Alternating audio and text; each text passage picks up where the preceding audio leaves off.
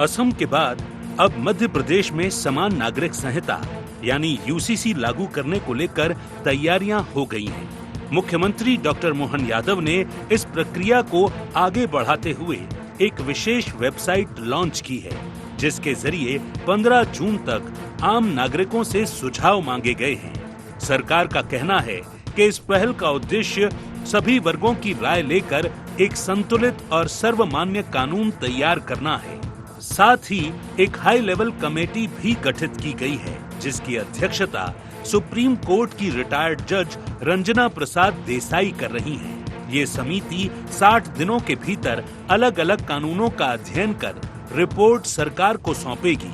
कांग्रेस इसे आदिवासियों के साथ भेदभाव वाला कदम करार दे रही है, तो वहीं भारतीय जनता पार्टी दावा कर रही है कि यूसीसी लागू करते समय सभी वर्गों के हितों और अधिकारों की पूरी सुरक्षा सुनिश्चित की जाएगी। बीजेपी का कहना है कि ये कदम पार्टी के संकल्प पत्र का हिस्सा है और इसका उद्देश्य समानता और न्याय आधारित कानून व्यवस्था को मजबूत करना है। मध्य प्रदेश में यूसीसी लागू करने की तैयारियां तेज। वेबसाइट लॉन्च कर मांगे गए जनता से सुझाव। 15 जून तक भेजी जा सकती है राय। ucc.mp.gov.in पर दर्ज होंगी प्रतिक्रियाएं। एमपी सरकार ने गठित की हाई लेवल कमेटी। 60 दिनों में समिति सरकार को देगी रिपोर्ट। शादी, तलाक और संपत्ति मामलों में एक समान कानून का प्रस्ताव। दीपावली से पहले यूसीसी लागू करने की तैयारी। समान नागरिक संहिता ये भारतीय जनता पार्टी का सदैव कोर विषयों में से एक रहा है और एक और जहां पर सभी हमारे जो महत्वपूर्ण विषय थे उनको रिपोर्ट कार्ड के माध्यम से हम पूरा कर रहे हैं। तो मध्य प्रदेश में भी हमारी डबल इंजन की सरकार माननीय मोदी जी के नेतृत्व में और माननीय डॉक्टर मोहन यादव जी के नेतृत्व में समान नागरिक संहिता लाएगी। भारतीय जनता पार्टी की सरकारों के निर्णय समाज के, जनता के विचारों के प्रतिबिंब होते हैं। तो जनता में हम जाएंगे, जनता से सुझाव भी आएंगे और सभी लोगों को समान नागरिक संहिता लगे, इसको हम पूरी तरह लागू करेंगे। ये हमारी प्रतिबद्धता है। उधर कांग्रेस ने सरकार के इस कदम पर सवाल उठाए हैं। नेता प्रतिपक्ष उमंग सिंघार का कहना है कि किसी भी कानून को लागू करने से पहले सभी वर्गों, खासकर आदिवासी समुदायों की पहचान, परंपरा और अधिकारों का पूरा ध्यान रखा जाना चाहिए। कांग्रेस का आरोप है कि सभी वर्गों की सहमति के बिना बीजेपी इसे अपनी इच्छा से लागू करना चाहती है। बिना व्यापक सहमति के लिया गया फैसला सामाजिक असंतुलन पैदा कर सकता है। संविधान के जो डायरेक्टिव प्रिंसिपल हैं उसमें पहले से वर्णित है कि जिस राज्य में सर्वानुमति बन जाए वो उसको लागू कर सकता है।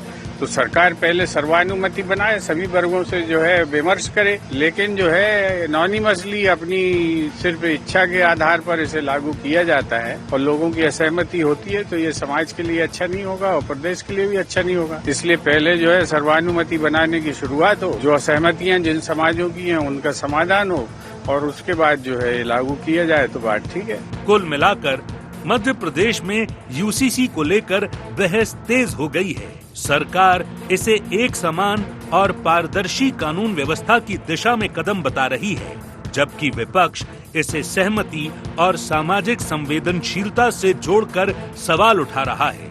ऐसे में अब देखना ये होगा कि ये प्रस्तावित कानून सभी वर्गों की अपेक्षाओं और चिंताओं के बीच संतुलन बनाने में कितना सफल होता है। Bureau report IND 24।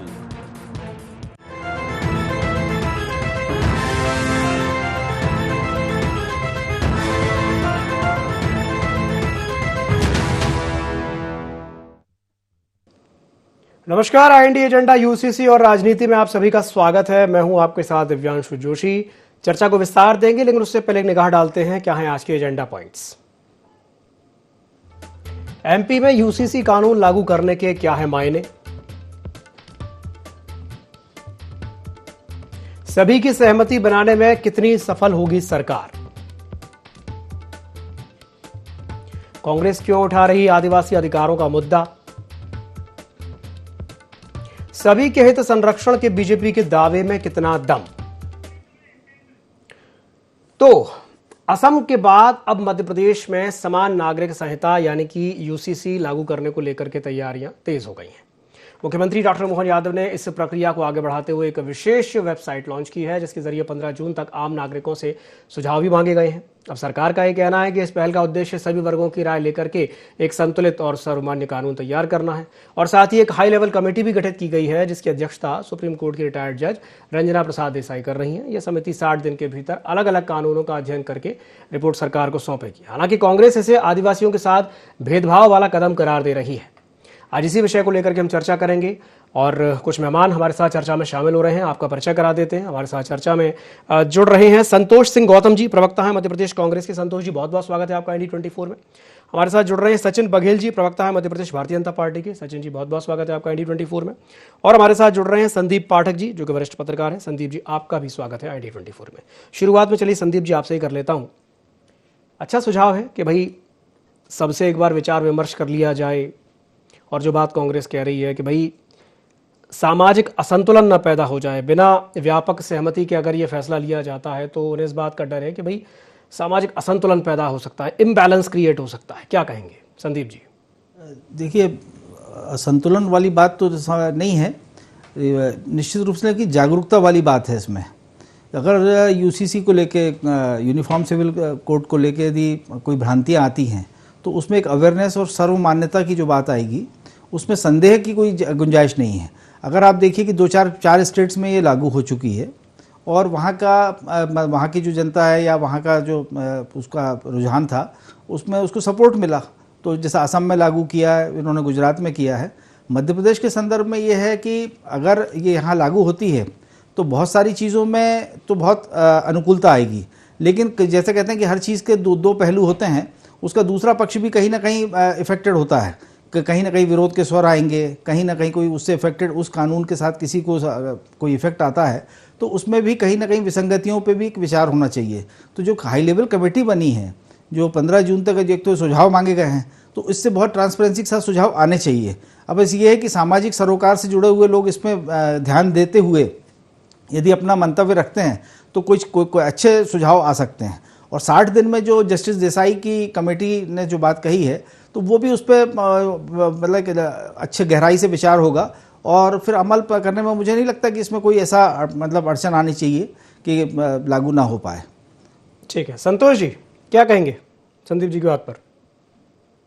देखिए दिव्यांशु जी, एक बात तो बिल्कुल स्पष्ट है कि भारतीय जनता पार्टी की जो सरकार है मध्य प्रदेश में, वो अगर यूनिफॉर्म सिविल कोड की बातें कर रही है तो इसका मतलब है कि उसने यहाँ की समस्याओं से ध्यान मोड़ने का काम शुरू कर दिया है, क्योंकि मध्य प्रदेश की समस्याएं अभी प्रमुख रूप से दूसरी हैं। मध्य प्रदेश की समस्याएं जिस प्रकार से किसानों को हो रही परेशानियां हैं, उनको खाद और बिजली की परेशानियां हैं, मध्य प्रदेश की जनता महंगाई से हलाकान है। इंदौर जैसे शहर में पानी के लिए त्राई त्राई मची हुई है, जहरीले पानी से लोगों की मौतें हो रही हैं, कफ सिरप पीने से लोगों की मौतें हो रही हैं। और यह प्रदेश सरकार जो है नाकारा बनी हुई है। ये प्रदेश की जनता का तो न तो ठीक से विकास कर पा रही है, नया रोजगार के साधन उत्पन्न कर पा रही है। इसलिए जो इस प्रकार की भ्रांतियां फैलाने का, इस प्रकार से अलग अलग कवायदे करने का काम ये शुरू से करती रही है। मध्य प्रदेश में इसकी क्या आवश्यकता पड़ी है? मध्य प्रदेश के अभी 20 जिलों में, जिसमें कि धार, झाबुआ, अलीराजपुर, छिंदवाड़ा, डिंडोरी जैसे जिलों के 89 विकास खंडों में 5वीं अनुसूची लागू है, यानी पैसा एक्ट भी उसमें लागू है, पैसा एक्ट 96। तो पैसा एक्ट 96 में यह है कि वहां की जो ग्राम पंचायतें हैं, वहां के जो विकास खंडों के जो आदिवासी जो नेता लोग हैं, आदिवासी जो पंचायतें हैं, उनको अधिकार दिया है कि स्थानीय स्तर पर आप आदिवासियों के मामले आप सुलझा सकते हैं। लेकिन अगर यूनिफॉर्म सिविल कोड को आनन फानन में लागू किया गया तो सबसे अधिक मध्य प्रदेश में जो 21% जनसंख्या जो कि अनुसूचित जनजाति से आती है, यानी 1.5 करोड़ लोग प्रभावित होंगे। क्या 15 जून की जो डेडलाइन दी गई है, इसके पहले सभी वर्गों के सुझाव आना संभव है? मैं समझता हूं कि क्या सरकार इसके पहले इतनी जन जागरूकता फैला पाएगी कि 15 जून तक सभी की राय इसमें सम्मिलित हो जाएगी? सरकार को ऐसी क्या जल्दी पड़ी है? मैं ये समझ सकता हूं कि सरकार ये जल्दबाजी में इसलिए कदम उठा रही है कि उसके प्रिय मुद्दे रहे हैं ध्रुवीकरण के और तमाम तरीके से ध्यान भटकाने के, अपनी नाकामियों से ध्यान भटकाने के, इसलिए सरकार इन मुद्दों को ला रही है। मैं समझता हूं कि आदिवासी समुदाय मध्य प्रदेश का भोला भाला है, सीधा साधा है। वो बरसों से, सदियों से उनकी परंपराएं चली आ रही हैं। क्या जब ये यूसीसी लागू होगा तो उनके ऊपर दिक्कत नहीं आएगी उन आदिवासी समाजों को अपने जीवन प्रणाली के अंदर? और और मेरा तो ये साफ कहना है कि अगर हम कहते हैं कि हम अन्य राज्यों की तरह, जैसा कि संदीप जी ने कहा कि कुछ राज्यों में लागू कर दिया गया है तो उसमें आदिवासी वर्ग को अलग रखा गया है, मैं समझता हूं यदि मध्य प्रदेश की 21% जनसंख्या को अलग रख दिया जाएगा तो ये सामान्य नागरिक कानून कैसे होगा, पहली बात। और दूसरी बात, अगर उनको भी अगर इसमें सम्मिलित कर दिया गया तो क्या उनके अधिकारों पर, उनकी परंपराओं पर एक कुठाराघात नहीं होगा? मैं कहता हूं मध्य प्रदेश की समस्याएं भी बहुत अलग हैं, जो बरसों से जिस प्रकार से परिपाटी चली आ रही है, मुझे नहीं लगता कि इसको छेड़ने की आवश्यकता है।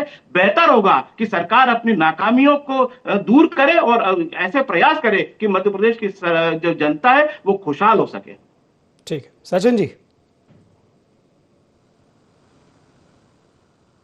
जी, ये जो मेरे पहले, एक तो संदीप जी ने, मेरा वॉइस आ रहा है बराबर? आ रहा है। हाँ, संदीप जी ने जो बात कही मेरे पहले वरिष्ठ पत्रकार, उन्होंने कहा कि ये आता है और सबके सुझाव आते हैं तो बहुत अच्छा है। दूसरा, संतोष जी काफी सारी बातें कर रहे थे कि मध्य प्रदेश में 21% आदिवासी समुदाय है और बाकी सारी इन्होंने कहा, और काफी सारे बहुत सारे विषयों पर उन्होंने बात कही। एक तो ये विषय आज सामान्य नागरिक संहिता के ऊपर बात करने का विषय। एक बात, आसाम के अंदर कल लागू कर दिया गया यूसीसी। आपको जानकारी में है, आसाम के अंदर जो है मध्य प्रदेश से ज्यादा बड़ी आबादी है आदिवासी समुदाय की, 10% में। क्या वो पूरा उत्तर पूर्वी राज्यों के अंदर जहां जहां है आदिवासी समुदाय ज्यादा है, उनको ध्यान में है क्या? अगर आसाम में लागू हो सकता तो यहाँ भी लागू हो सकता, एक बात। दूसरा, ये पूरी तरह से जो बार बार कांग्रेस पूरे भ्रम की स्थिति पैदा कर रही है, और ये इनके पीछे वास्तव में आदिवासी समुदाय का नाम लेकर के वास्तव में तुष्टिकरण किसी और का करना चाहते हैं। ये जिसका आजादी के पहले से लेकर अब तक जो तुष्टिकरण करते आ रहे हैं, वो तुष्टिकरण करना चाहते हैं। तो मूल बात ये कि ये वो बात सत्य नहीं कह रहे कि एक्चुअल में हमको तुष्टिकरण करना है। ये वो बात नहीं कह रहे कि ये वही सरकार, ये वही लोग हैं कि जब सुप्रीम कोर्ट ने शाहबानो केस में 3 तलाक के विषय के अंदर जो शाहबानो केस को न्याय दिया था, इन लोगों ने संसद में कानून पारित कर करके उस महिला के साथ अन्याय किया था। तो ये वो बात भूल जाते हैं। तो ये बात फिर सरल सहमति की बोल रहे थे, कह रहे थे कि इतनी जल्दी कैसे सहमति बनेगी, सारी चीजें कहते ही। तो जब यहाँ इन्होंने इस देश में इमरजेंसी लगाई थी तो किसी से सहमति ली थी क्या इन लोगों ने? और पिछले इन्होंने जो इस देश के अंदर जो इस देश का बंटाधार किया इनकी सरकारों ने, इनके अंदर प्रदेश के अंदर, तब इन लोगों ने किसी के साथ सहमति ली थी। लेकिन ये भारतीय जनता पार्टी की सरकार है, यहाँ हमारे लोकतंत्र संविधान में पूर्ण विश्वास है। उसके आधार पर ही 15 जून तक पूरी एक विंडो और एक वेबसाइट लॉन्च की गई, जिसके अंदर पूरे सभी से सुझाव लिए गए इसके अंदर, और किसी के भी अधिकारों का हनन नहीं होगा।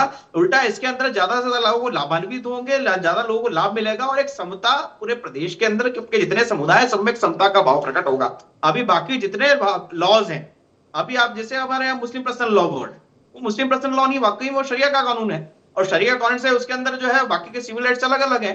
तो यह जो कानून आ रहा है इसके अंदर सब समावेशी है, संभाव होगा, सबके साथ में न्याय मिलेगा, और विशेष करके जो अल्पसंख्यक समुदाय से महिला आती है उनको न्याय मिलेगा। ये तो इसलिए इनको ये भी तय करना चाहिए कांग्रेस के अंदर, कि जो कांग्रेस के प्रवक्ता मेरे साथ में बात कर रहे थे यहाँ पर विषय में रख रहे थे, क्या वो वाकई में अल्पसंख्यक समुदाय की जो महिला उनके अधिकारों के विरोध में है क्या वो? तो इसलिए मध्य प्रदेश की सरकार सबके साथ, सबका विकास, सबका साथ चाहती है। इसलिए एक विधान, एक कानून, एक देश की बात कर रहे हैं हम लोग यूसीसी के माध्यम से। ठीक है, संतोष जी आप कुछ जवाब देना चाहेंगे? बिल्कुल दिव्यांशु जी, अभी इन्होंने कहा कि क्या आदिवासी समाज की महिलाओं के विरोध में क्या कांग्रेस पार्टी?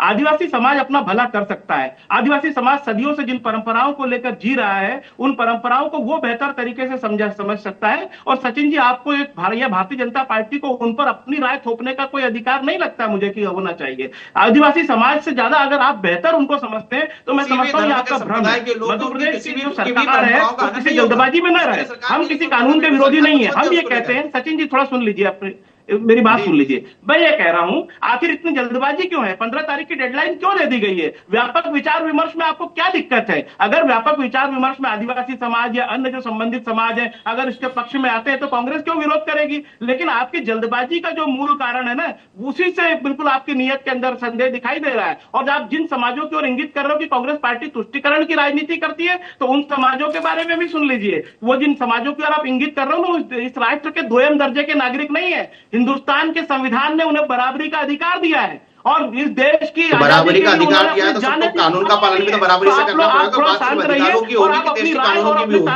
और देश के समाज के विभिन्न वर्गों पर लागू करने की कोशिश न कीजिए।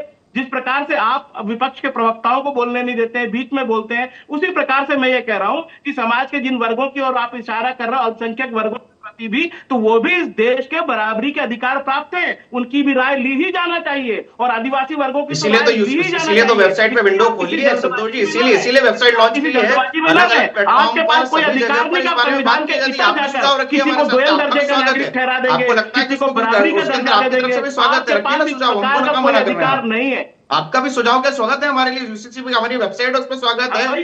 जल्दबाजी किस बात की है? किस बात की डेडलाइन दे दी गई है? 15 तारीख की डेडलाइन क्यों दे दी गई है? आखिर इतनी जल्दबाजी का कारण क्या है? आप बता दीजिए मध्य प्रदेश की जनता। संतोष जी, इस देश को, संतोष जी 75 वर्ष से अधिक हो गए इस देश को, और ये देश अभी भी न्याय मांग रहा है। आखिर इतनी जल्दबाजी क्यों? पोर्टल अभी लॉन्च हुआ, 15 तारीख की तुष्टिकरण हो गया। आखिर इतनी जल्दबाजी क्यों? समय लगाते हैं, करवाएंगे, लगाते, क्या जल्दबाजी थी आपको? और ये देश के अंदर आज से नहीं है, समान नागरिक संहिता के बाद बाबा साहब अम्बेडकर जानबूझकर ठोकना चाहते हैं अपने निर्णय। चाहिए आपको, चलिए ठीक है, आप कितना विमर्श करना चाहते हैं? ठीक है। चलिए संदीप जी के पास जाना चाहूँगा। संदीप जी, जो दावे कर रही है बीजेपी के सभी के हित का ध्यान रखा जाएगा, आदिवासियों की बात ले लेते हैं भाई, उनके रीति रिवाज, उनकी परंपराएं, उनकी मान्यताएं थोड़ी सी अलग तो हैं, ये तो मानना पड़ेगा। कैसे ध्यान रखेंगे कानून में इन चीज़ों का? नहीं, ये तो निश्चित रूप से सरकार की, प्रदेश सरकार की, यदि वो कोई व्यवस्था बना रही तो उसकी जिम्मेदारी है कि वो सबका ध्यान रखेगी और रखना चाहिए भी।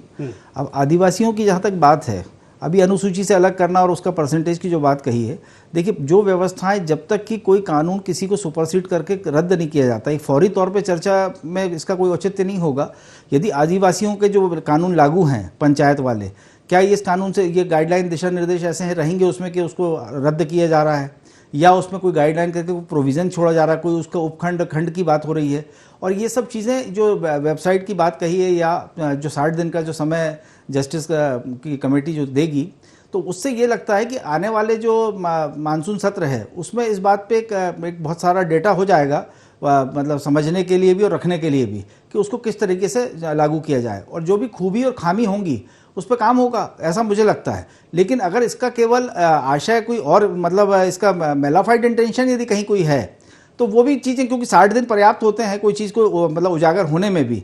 यदि दूध का दूध पानी का पानी हो जाएगा, क्योंकि अगर कोई चीज़ समर्थन में आएगी तो उस चीज़ की प्रतिक्रियाएं भी दिखेंगी, और यदि अगर वो वास्तव में कोई उसमें कूटनीतिक तरीके से कोई बात की जा रही तो वो भी सामने आएगी, ऐसा मुझे लगता है। ठीक, सचिन जी आपकी टिप्पणी? इसमें मेरा एक, जो संदीप जी ने एक बात कही कि परंपराओं सबकी, यूसीसी में आसाम में, उत्तराखंड में, गुजरात में जहां भी यूसीसी लागू किया जा रहा है, और मध्य प्रदेश में भी जहां लागू हो जा रहा है, पहली बात तो ये, किसी भी मत, पंथ और धर्म संप्रदाय के किसी भी परंपराओं का हनन नहीं होगा, उनको इस दायरे से बाहर रखा गया है पूरी तरह से। इसमें जो सांसारिक विषय मतलब जो व्यक्ति के जीवन को प्रभावित करते हैं, उन विषयों को इंक्लूड किया गया है। जैसे उदाहरण के लिए एक बात करता हूं मैं, जैसे अभी हमारे यहाँ पर अपने मुस्लिम पर्सनल लॉ जो है, वो जिसको शरीयत कानूनी ही है कुल मिलाकर के, अभी अगर मान के चलिए एक पिता के 2 बेटा और बेटी हैं, और उनके पिता का देहांत हो जाता है, तो अभी उनके शरीयत लॉ के अनुसार, मुस्लिम पर्सनल लॉ बोर्ड के अनुसार, लड़के को पूरी संपत्ति मिलेगी और लड़की को आधी संपत्ति मिलेगी। ये उदाहरण दे रहा हूं मैं। लेकिन इस लॉ के आ जाने के बाद में संपत्ति का बंटवारा दोनों को बराबर होगा। ये एक छोटा सा उदाहरण है। वैसे गोद लेने के हैं, बाकी सारी चीजें तलाक के विषय हैं, इन विषय जो इसके कारण से व्यक्ति के सांसारिक हित प्रभावित होते हैं, उनके अंदर समानता और समावेशता आएगी, और न्याय मिलने में भी जल्द इसके अंदर शीघ्रता मिलेगी इसके आने के बाद में। तो कुल मिलाकर के मूल बात यह है। दूसरा, आदिवासी समुदायों को पूरी तरह से, आप आसाम का भी पूरा पढ़िए यूसीसी, आप उत्तराखंड का भी पूरा पढ़िए, आप इसमें पूरी तरह से आदिवासी समाज को एग्जेप्शन दिया गया, कहीं किसी को प्रभावित नहीं किया गया है, किसी की परंपराओं को, उनके संस्कारों को, संस्कृति को कहीं भी किसी भी, और मतलब ये सिर्फ आदिवासी नहीं, किसी भी समुदाय के लिए, किसी भी समुदाय के संस्कृति और परंपराओं के ऊपर कोई किसी प्रकार का हनन नहीं किया जा रहा है इसके अंदर। ये सिर्फ लॉ की बात है, कानून की बात है। कानून में समानता आनी चाहिए, समावेशता आनी चाहिए, और सबके लिए न्याय बराबर हो। कुल मिला के यूसीसी का उद्देश्य उतना ही है। ठीक है, संतोष जी। देखिए दिव्यांशु जी, एक बात तो स्पष्ट है कि सरकार बड़ी जल्दबाजी में दिख रही है, और मैं कह रहा हूं कि ये केवल मौखिक रूप से सचिन जी यहाँ पर बोल दें उससे नहीं होता है। लिखित में क्या प्रारूप है, 60 दिन बाद जो रिपोर्ट सौंपी जाएगी उसके बाद दावे आपत्तियों के लिए क्या प्रावधान है, उनके ऊपर जो विभिन्न वर्गों की आपत्तियां आएंगी उसके लिए सरकार ने क्या सोचा है, इन बातों पर जब तक क्लैरिफिकेशन नहीं आएगा निश्चित रूप से बहुत से समुदायों में यह भावना होगी कि सरकार हम पर यह चीज थोपना चाहती है। और अभी सचिन जी कह रहे हैं कि इसमें आदिवासियों के अधिकारों पर कोई हनन नहीं होगा और उनको पूरी तरह से अलग रखा जाएगा, और अगर उनको अलग रख दिया गया तो 21% आबादी यदि मध्य प्रदेश की उसमें शामिल नहीं होगी तो ये समान नागरिक संहिता कैसे हो गई, इसके ऊपर भी थोड़ा प्रकाश डालना चाहिए। समान नागरिक संहिता तो तब होती है ना जब सभी धर्मों सभी वर्गों का उसमें समावेश हो, और जब सभी वर्गों का उसमें समावेश हो जाएगा तो आदिवासियों के जो ग्राम सभाओं को अधिकार दिए गए हैं, उनकी जो नातना प्रथा है मालवा निमाड़ में, उनकी जो झगड़ा प्रथा है, उनके जो आदि ग्राम सभाएं बैठकर उनके कानूनों के हिसाब से उनका काम निपटाती है, उनके अधिकारों का क्या होगा, इन सब पर जब तक व्यापक दृष्टिकोण से नहीं सोचा जाएगा, जब तक इसके बारे में व्यापक क्लैरिफिकेशन नहीं आएगा, हर वर्ग में संशय की स्थिति बनी रहेगी। सचिन जी जवाब दीजिए। मैं संतोष जी से कहना, आप एक बार संतोष जी, एक बार मैंने शुरू में जब अपनी बात शुरू की थी तब भी बात हिंदू कोड बिल की गई थी। सेक्शन 4 में सभी को एग्जेप्शन, पूरे आदिवासी की जितनी भी परंपरा सबको एग्जेप्शन दिया गया है। तो आप उसको जाके ठीक से पढ़िएगा, समझिएगा, जानिएगा, तब आपको लगेगा कि किस प्रकार से आदिवासियों के किसी का भी हित प्रभावित नहीं हो रहा है इसमें। और आप जाके आसाम का यूसीसी एक्ट भी पढ़िए, उत्तराखंड का भी पढ़िए, जहां लागू हो चुका है वहां पढ़िए। दूसरा इन्होंने बात कही कि भाई ये इसके अंदर संशय की स्थिति बनी है, अभी तो पटल पे आने दीजिए, आपको संशय लगता है तो पूरा देश खुला है, न्यायपालिका पढ़िए, सब कुछ पूरा। मैं एक चीज पूछना चाहता हूँ लोकतांत्रिक जैसे आपको बात करने का अधिकार, एक सवाल पूछना चाहता हूँ। और इस देश में बहुत पारदर्शिता, सरकार पूरी पारदर्शिता के साथ कर रही है। आपको लगता है कि इसमें किसी प्रकार का संशय, तो आइए ना पटल पे बैठ के बात कीजिए, चर्चा कीजिए और न्यायपालिका बैठिए। ठीक है, संतोष जी कुछ पूछना चाह रहे हैं जी जी पूछिए। एक सवाल पूछना चाहता हूं, आपने कहा कि आदिवासियों के हितों पर कोई आंच नहीं आएगी, उनको अलग रखा जाएगा। अगर 21% जनसंख्या को मध्य प्रदेश के अलग रख दिया जाएगा तो इस समान नागरिक संहिता कहलाएगी या समान नागरिक संहिता कहलाएगी? मैं इतना पूछना चाहता हूं। बात सुनी नहीं मेरी बात। मैंने कहा कि किसी की परंपराओं का हनन नहीं होगा। अभी भी जितने क्रिमिनल लॉ है सब पे बराबरी लाते हो, किसी मत समुदाय से आता सब पे क्रिमिनल लॉ बराबर है, बराबर है। वो लॉ जहां बराबर नहीं हो रहे थे, जहां शरीयत की बात की जा रही थी, अन्य बात की जा रही थी, बात उतनी सी बात, उनको चीजों समानता है। लेकिन आदिवासी समुदाय आपको अपनी परंपरा को मानना है तो मानेंगे सही, वो तो उसके किसी का है। मुस्लिम समुदाय उनका निकाह जिस पद्धति से होता है वैसा होगा ही सही। ईसाई समुदाय को जरूरत क्यों पड़ी, आप करेंगे सी शादी। जब आदिवासी समाज अपने चीजों को मानेगा, अपनी परंपराओं को मानेगा, तो ये कानून लाने की आपको जरूरत क्या पड़ रही है? आपको समान नागरिक संहिता लाने की आवश्यकता क्या पड़ रही है? अगर आदिवासी परंपराओं को बनाया गया है, ये मध्य प्रदेश के संदर्भ में पूरी सरकार, दिव्यांशु जी ये पूरी सरकार कंफ्यूज है, ये समझ नहीं पा रही कि अपनी नाकामियों को छिपाने के लिए कौन सा ब्रह्मास्त्र चले, इसीलिए कभी यूसीसी ला रही है, कभी कुछ ला रही है, क्योंकि सरकार देश को समाधान की ओर लेकर जाना है। और ऐसे विषय जिसके कारण से बार बार देश का विकास अवरोध होता है, बाधित होता है, वो सारी चीजों को अबाधित रूप से आगे लेकर के जाना है। इसलिए हम बहुत स्पष्ट हैं, हम किसी प्रकार का कुछ और है। चलिए ठीक है संदीप जी, संतोष जी जो बात कह रहे हैं कि भाई कहीं ऐसा लग रहा है कि सरकार कहीं ना कहीं कंफ्यूज्ड है, क्या कहेंगे? देखिए राजनीतिक इच्छा शक्ति से जो काम हो रहा है और सामाजिक सरोकार, ये दोनों को पैरेलल है, रेल की दो पटरी की तरह है, इनको साथ ही चलना होगा, नहीं तो कन्फ्यूजन तो दिखता ही रहेगा। देखिए आप हिंदू रीति रिवाज की भी यदि अपन बात करते हैं, आज भी ऐसे सैकड़ों परिवार हैं जहाँ लड़कियाँ या बहनें अपने मायके पक्ष की संपत्ति को छोड़ देती हैं। तो इसका मतलब क्या कानून का उल्लंघन कर रही हैं वो? मेरा कहने का मतलब सामाजिक सरोकार को साथ में लेके हम लोग किसी को कोई वंचित ना रहे, कोई किसी भी तरीके से समाज में कोई इस तरीके का लादा थोपा ना जाए, और या किसी मतलब चाहे निचले स्तर से लेके ऊपर लेवल तक। तो ये उसमें समझने की बात मेरे को ये लगती है कि जब तक सामाजिक सरोकार इन बदलावों को की मान्यता नहीं देता है तब तक कानून तो बन जाएगा, अमल भी हो जाएगा, लेकिन उसका जो बदलाव है नीचे तक वो तभी दिखेगा जब उसके प्रति एक स्वस्थ रूप से जब सामाजिक सरोकार और राजनीतिक इच्छा शक्ति बराबरी से काम करे। तो मुझे ऐसा लगता है कि ये दोनों फौरी तौर पे कुछ भी कहना, इसमें जल्दबाजी होगी। इसके पहले जो दिशा निर्देश उनके आ रहे हैं, जो सुझाव आ रहे हैं, साथ में इनके जो ओपन वेबसाइट जो की गई है उसमें जो सुझाव आते हैं, इसको गंभीरता से एक कमेटी जो हाई लेवल की इनकी बनी है वो देखेगी, परखेगी, और इस पर मुझे लगता है कि विपक्ष को भी इसमें बहुत अपनी जिम्मेदारी वाली भूमिका निभानी चाहिए, और निभाएगी भी, कि वो उसमें देखे इस बात को कि भाई कहाँ कहाँ इसमें ऐसी चीज़ है जिसको रोका जा सकता है। तो उसका स्वाभाविक है उसको बात, क्योंकि ये तो जनहित का मामला है, और समाज से जुड़ा हुआ मामला है। तो इस पे मुझे लगता है कि राजनीतिक तौर से केवल बयानबाजी के आधार पर इस पे कोई निर्णय हो जाएगा, मुझे ऐसा नहीं दिखता है। और आने वाले समय में आप ये देखेंगे कि जब ये चीज़ें बहुत खुल के सामने आएंगी, और अभी तो मीडिया भी इसमें शामिल है, चर्चाएं भी शामिल है, अखबारों में भी हैं, अभी बहुत सारी चीज़ें स्टेज बाय स्टेज होंगी, तो हमें लगता है कि इसमें आगे कुछ ना कुछ स्पष्टता आएगी। ठीक है, संतोष जी कुछ कहना चाहेंगे? देखिए, मेरा तो यही कहना है कि जो अगर आप कानून ला रहे हैं, हम कानून लाने के किसी विरोधी नहीं है। हम कहते हैं कि सर्वानुमति बनना चाहिए, हर किसी की सहमति ली जाना चाहिए, और इसके लिए समय सीमा कम है। मैं कहता हूं समय सीमा को बढ़ाइए। यदि आप अच्छे मन से कर रहे हैं, अच्छी नीयत से कर रहे हैं, समय सीमा बढ़ाइए, सभी की सहमति लीजिए उसमें, और उसके बाद फिर कोई कानून लाइए, कौन विरोध करेगा। लेकिन आप केवल अपनी तानाशाही निर्णय से किसी के ऊपर कोई चीज थोपे, ये चीज तो बिल्कुल भी उचित नहीं है। सचिन जी,